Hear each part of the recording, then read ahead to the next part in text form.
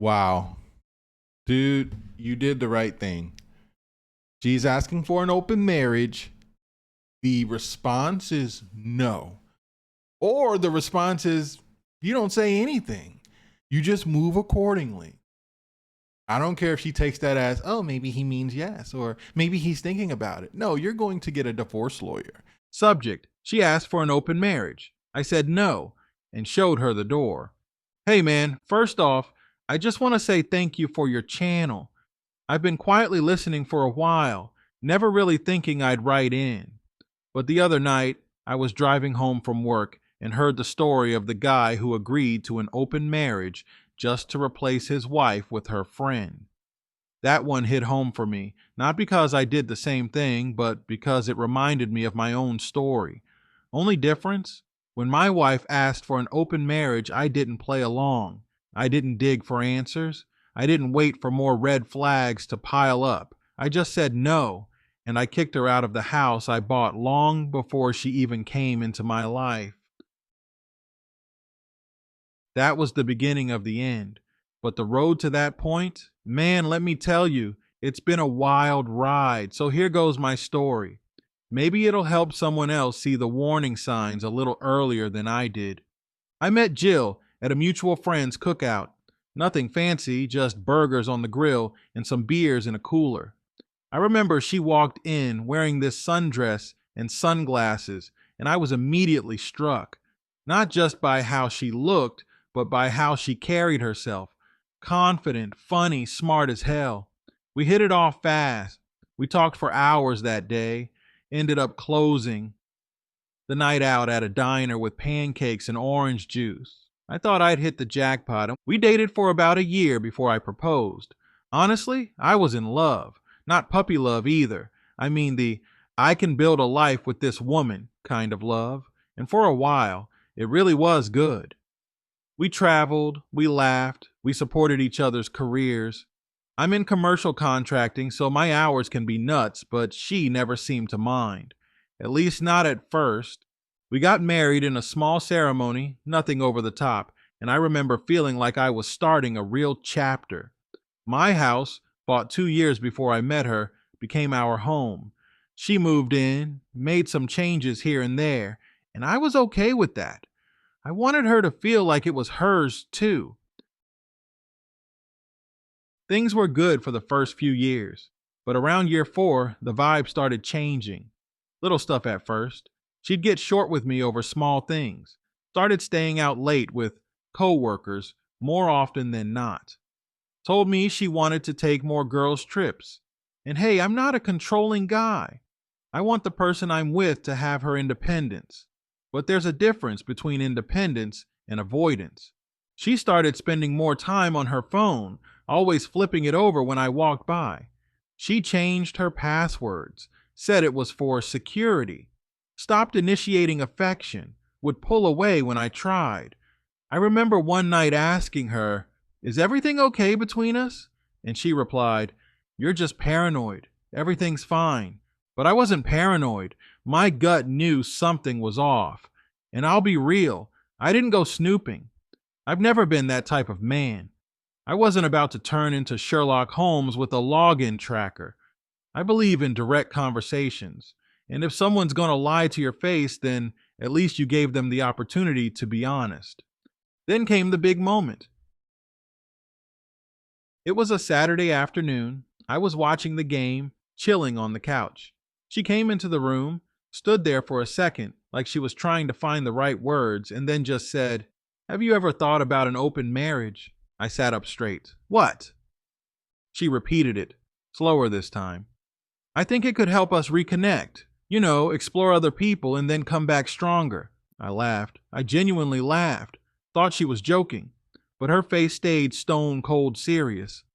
I paused the game, looked her dead in the eye, and said, "No, absolutely not." She started going into this whole speech about how monogamy is outdated and we're still young and don't you want to try something different? And that was all I needed to hear. I didn't ask who she was seeing. Didn't need to. She had something or someone lined up already. You don't pitch an open marriage out of the blue unless there's a reason. I stood up and said, "You can pack your things. You're not staying here." She looked stunned. "Are you serious?" "Dead serious," I said. "This house was mine before you. You want to go explore? Then go. Explore somewhere else." She didn't believe me at first, thought it was just a fight, but I stayed calm, cold even. Told her I'd be filing for divorce and that I'd be speaking to a lawyer on Monday. Gave her a week to get her stuff and leave. And that's what I did. She left. I filed, and I never looked back. She started blowing up my phone not long after she got served, crying, begging to talk, saying she didn't mean it, that she was confused, that she was just trying to save the marriage. But I was done. I'd seen enough. I knew what I was dealing with. My brother came to stay with me for about a week after she left. I didn't ask him to. He just showed up with a duffel bag and said, "You're not doing this alone." We sat up late every night, talking about everything: our parents' marriage, his past relationships, my blind spots. It was like therapy with a six-pack. I told him about all the times I ignored my instincts, like when she took that work trip to Miami but didn't post a single photo of the conference, or how she started working out like crazy and dressing up just to go to the grocery store. He said, "You were in love, man. You wanted to believe her. That's not weakness. That's being human." Fast forward a couple months, and we're in court. Now let me tell you, the court hearing was a circus. Straight up clown show. She came in wearing a tight dress, acting like she was on some reality TV show, loud, dramatic, interrupting the judge. Crying one minute, rolling her eyes the next. Her own lawyer looked embarrassed. The judge had to tell her twice to calm down or she'd be removed from the courtroom. She started making demands like she owned half of everything, even the house that I bought, paid off, and maintained long before we were married. She tried to argue that she contributed emotionally and created a loving home. The judge was not having it. He was pissed. The chaos was so bad we had to have a second hearing scheduled. And at that second hearing, she brought a guy with her. She told the court it was emotional support, but I saw them outside before the session started, kissing, laughing, holding hands like high school sweethearts. I didn't say anything, didn't even look their way for long. I was just ready to get it over with. Apparently, that annoyed her, because halfway through the hearing, she suddenly stood up and yelled, "He's jealous of my friend that's outside. He's been giving him evil stares the whole time." I swear I almost laughed out loud. The whole courtroom froze. Her lawyer buried her face in her hands. The judge slammed the gavel and said, "This is not a soap opera, Miss Jill. Sit down and behave." That was the moment I knew she hadn't just lost me. She'd lost the plot. She wanted me to be jealous, wanted a reaction, but I was already free. She didn't know that I was talking to someone else, just a friend, nothing romantic, but we hang out sometimes, go to dinner, talk about life. She's grounded, has her own life, and there's no pressure. If it turns into something, cool. If not, I'm fine with that too. Jill, on the other hand, seemed to be chasing chaos. I don't know what kind of future she's building, but I'm thankful every single day that I got off that ride before it crashed.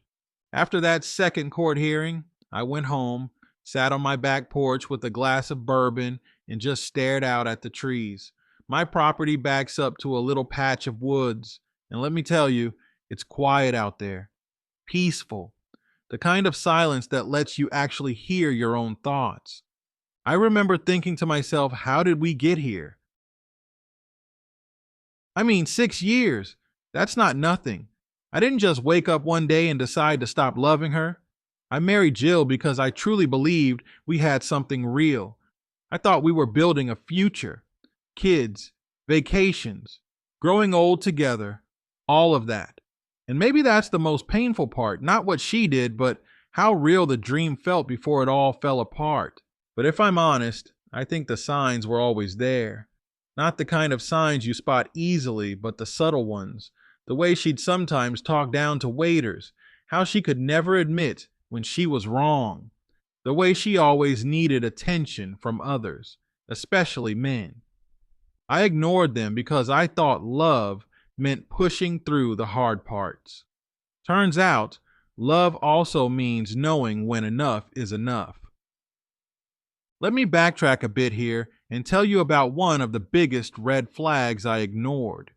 There was a time, about 2 years into the marriage, when she reconnected with an old college friend, a guy named Devin.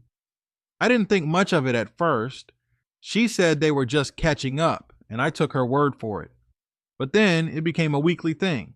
Texts at all hours, secret little smiles when his name popped up. She insisted nothing was going on, and again, I chose trust. She even invited him to a birthday dinner of hers once. I remember shaking his hand, and something about his whole vibe just screamed, too familiar.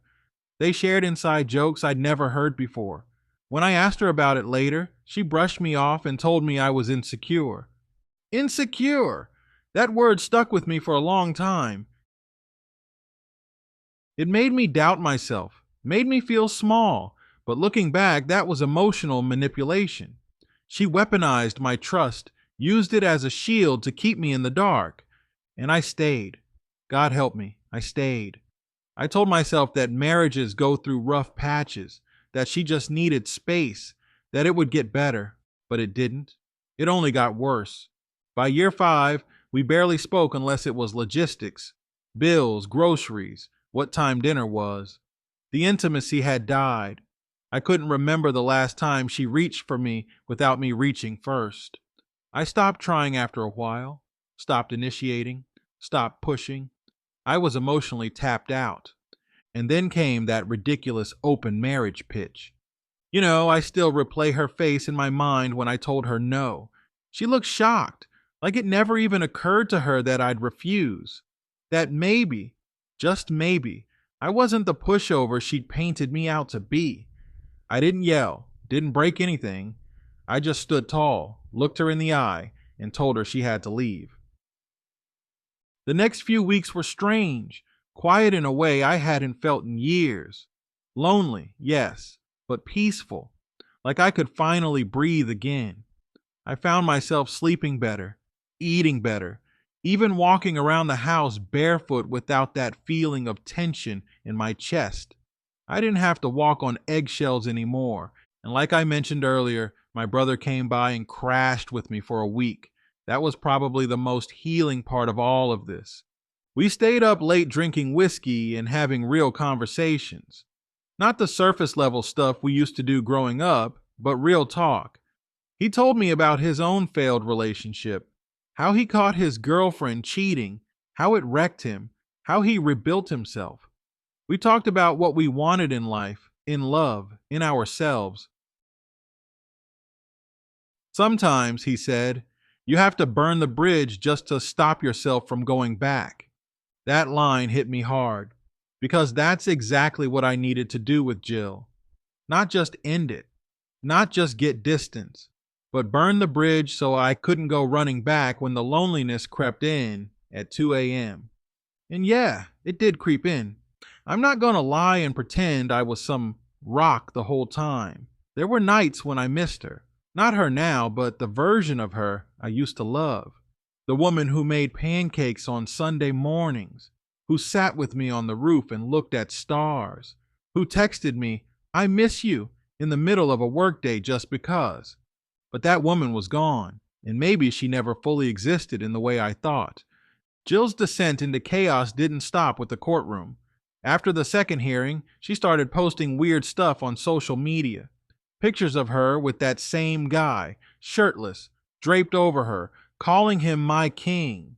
Then the next day, she'd post cryptic quotes about betrayal and heartbreak. One day she posted, "Sometimes you don't realize what you had until it's gone," and tagged me. I didn't respond. I never responded. I was done feeding the circus. Instead, I focused on rebuilding. I got back into working out. Not to impress anyone, just for me. I changed my diet, started reading more. I even took a solo trip out to Arizona and spent a weekend hiking alone. Just me and the red rocks. It was the most free I'd felt in a long, long time. And like I said earlier, I did start hanging out with someone. It's not a relationship. We're just two people who enjoy each other's company. We go to the movies, talk about books. Sometimes we cook together. She knows everything that happened. She listens without judgment. It's refreshing. No drama, no secrets, just real conversation. Meanwhile, Jill still tries to bait me every now and then. A text here and there. A funny memory she wants to share. A random selfie with thinking about you under it. I don't engage. I can't. I won't. Because here's the truth. Once someone shows you who they really are, believe them. I used to think that ending a marriage meant failure. That somehow I didn't try hard enough. That I gave up. But now I realize walking away was the most honest thing I ever did. She wanted to play games. I wanted peace. She chose chaos. I chose dignity. She asked for an open marriage. I gave her an open door. And that's the story I wanted to share. Not because I need pity, not because I want revenge, but because somewhere out there, there's another man hearing the same pitch. Another guy being told he's insecure for asking questions. Another husband twisting himself in knots, trying to make sense of nonsense. To that man, I say this: trust your gut. Don't stick around trying to be the understanding husband while your wife shops around for your replacement. You don't have to wait for proof. You don't need permission to walk away. Sometimes, no is the most powerful word in the world. And sometimes, kicking her out is the first step to getting yourself back. Thanks for reading this, man. If you decide to read it on your channel, I hope it reaches someone who needs to hear it. Take care and keep doing what you do. Jim, my future plans? Man, I've got a list. First, I'm seriously considering moving out of state. Nothing against where I'm at, but this place holds too many memories, too many ghost conversations, and mental snapshots of arguments I wish I didn't remember. I've been eyeing North Carolina, or maybe even Colorado, somewhere with a slower pace, lots of trees, and friendly people. A fresh start in a new zip code. I've also been thinking about opening a small business, maybe something tied to woodworking, or a little shop that sells custom handmade furniture. I'm not saying I'll be the next Shark Tank success story, but I've learned that chasing fulfillment means more to me than chasing paychecks. I want to wake up excited again. I want to pour my energy into something that makes me feel alive. And on the personal growth side of things, therapy. Yep, I bit the bullet and found a therapist. Took me a while to get past the pride, but I'm glad I did. Turns out, unpacking 6 years of confusion, disappointment, and emotional gaslighting isn't something you can do alone. Not completely. Having someone help me make sense of it all has been a game changer. We've been working on boundaries, on self-worth, and on reconnecting with the version of myself I buried during the marriage. Let me tell you something, man. Jill didn't just take up space in my house. She took up space in my head, and evicting her from there has been the real battle. But I'm winning it, one step at a time. You know, sometimes I sit back and think about the guy I used to be.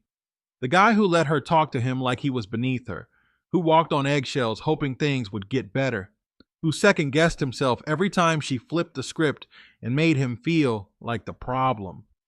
I don't even recognize that guy anymore.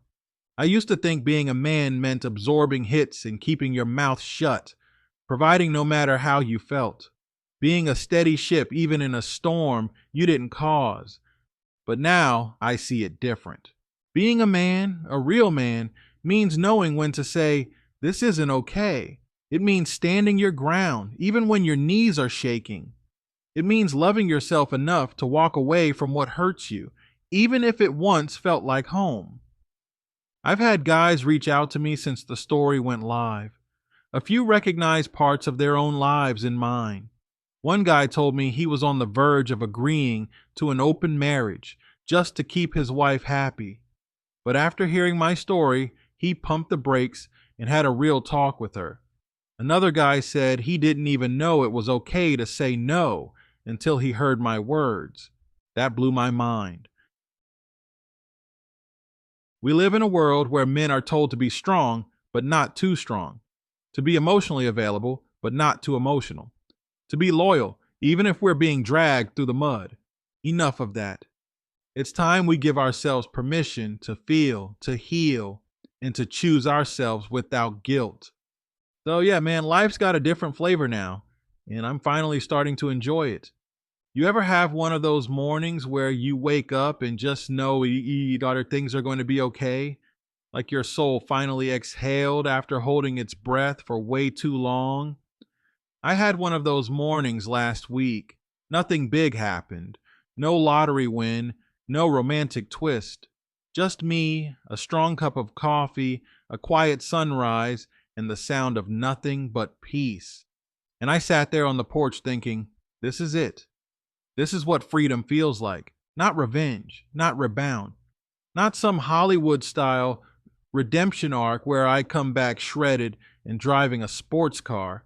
Just peace, stability, ownership of my own time and choices. That's what I was always craving, even when I didn't know how to ask for it. And it's funny, looking back now, how obvious the red flags were with Jill. I thought love meant patience. I thought loyalty meant letting her throw her tantrums, make those passive aggressive comments, and ignore me for days just because I didn't read her mind. I thought if I just tried harder, gave more, softened my tone, kept the house clean, did more around the yard, something would click and she'd become the woman I married again. Spoiler, she never did. But I finally understand that her behavior had nothing to do with how good of a husband I was. That was her. That was who she chose to become. And no amount of effort from me was ever going to fill that void inside her that she kept trying to patch with validation, chaos, or other people's attention. I used to lay awake at night wondering what I did wrong. Now I sleep like a baby because now I realize I didn't fail. I escaped. And can I just say something that might not be politically correct? Being single as a man in your 30s or 40s gets a bad rap. People act like if you're not married with 2 kids and a dog by 35, you're somehow broken or incomplete. Screw that. I've never felt more whole. And the truth is, single men don't get enough credit for the work we do on ourselves once we are free from toxic situations. We rebuild, we reflect, we evolve. But because we're quiet about it, because we don't broadcast every emotion, we get labeled as cold or selfish. Let me tell you something. Healing in silence is one of the hardest damn things I've ever done, but it's also the most rewarding. And now I'm in a place where I don't need to prove anything to anyone. If a woman comes into my life again, it'll be because she adds to my peace, not because I need her to complete me or rescue me from loneliness. I like my own company now. That was never the case before. Back then, being alone meant I had to sit with my own thoughts. Now it's something I look forward to. I've also been reconnecting with old friends, guys I kind of lost touch with during the marriage, mostly because Jill didn't like them or said they were bad influences. Looking back, that was all about control, isolation, slowly cutting off my support systems so I didn't have anyone reminding me what healthy looked like. But now, those same dudes have welcomed me back like I never left. We've had long talks, cold beers, grilled food, shared stories, and every time I sit with them, I'm reminded of who I was before I lost myself trying to be the man Jill wanted. And my brother, man, that guy's been a rock. He still checks in every week, still reminds me that I made the right call. We talk about everything now: life, women, goals, regrets, growth. Sometimes we even laugh about the court hearings, believe it or not. You know, how Jill was yelling about me giving her friend evil stares, and how her emotional support guy was clearly trying to cop a feel before the judge even entered the room. We joke now, but back then it wasn't funny. It was exhausting and humiliating. But now I look back and just shake my head. That whole circus was the final confirmation I needed that I dodged a bullet. A whole cannonball, really. And speaking of the court, I finally got all the loose ends tied up. She tried to drag it out, tried to get alimony, tried to guilt trip me into giving her part of the house I bought before we even met. But the judge saw through her drama, told her lawyer to get control of her or step aside. I sat there calm as ever while she squirmed and ranted. And when it was all over, I walked out feeling like a man who just reclaimed his life. It's crazy how quiet the world sounds when chaos leaves the room. Since then, I've been doing a lot of journaling too, something I never thought I'd get into, but now it's part of my routine. Just sitting down at the end of the day, writing about what I'm grateful for, what I've learned, what made me laugh. It helps keep me centered, helps me remember that progress isn't always loud. Sometimes it's just waking up and not dreading the day ahead. I've got plans, man, real ones. Like I said before, a little business on the side. Maybe turn this woodworking thing into a source of income. Not to get rich, but to create something with my hands, something I can point to and say, I built that. Just like I'm rebuilding my life. I'm also planning a big solo road trip across the country next spring. Just me, a packed SUV, and a loose map of national parks and coffee shops I want to hit. I want to see this country for real, not from an airport window or during a rushed vacation. I want to meet people, breathe in new air, maybe even write a book someday about this whole journey, from betrayal to rebuilding. Because there's a story here that a lot of men are living in silence. And if mine helps even one guy say, you know what? I deserve better, then it's worth telling. But let me end on this. I'm not angry anymore. I don't hate Jill. I don't wish her harm. If anything, I hope she finds whatever it is she's searching for, because clearly it was never me. And I've made peace with that.